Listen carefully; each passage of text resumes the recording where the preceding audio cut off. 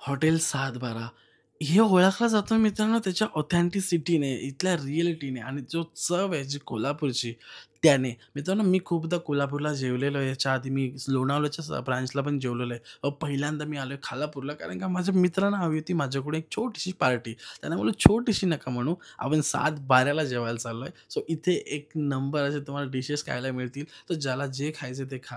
मित्रांनो इथली स्पेशालिटी सांगतो जेवण तर जग जाहीर आहे की 7/12चं जेवण किती फेमस आहे, कसं आहे ते. पण इथली स्पेशालिटी, इथला ॲम्बियन्स, इथली जी ट्रीटमेंट आणि ज्या आपुलकीने जेवण वाढलं जातं ना यार, लिटरली याचा मी खूप मोठा फॅन आहे.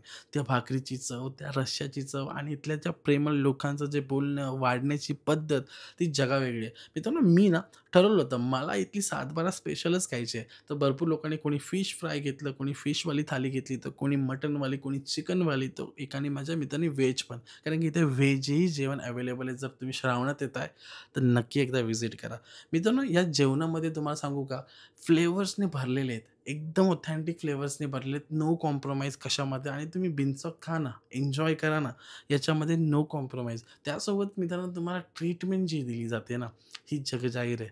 7/12 आणि ट्रीटमेंट, ॲम्बियन्स आणि फ्लेवर्स याची जी सांगड घातलेली ना, ही जगावेगळी आहे. मित्रांनो तुम्हाला जर यायचं असेल तुमच्या फॅमिलीसोबत, मित्रांसोबत पार्टी करायची असेल, तर सगळं काही इथे अवेलेबल आहे. पार्टीसाठी हॉल आहे, तर मित्रांसाठी सगळं काही आहे. लहान मुलांसाठी खेळायला एरिया आहे, बसायला एरिया आहे आणि सगळं काही ॲम्बियन्स इथं तयारच आहे. तर एकदा नक्की व्हिजिट करा या खालापूरच्या 7/12ला.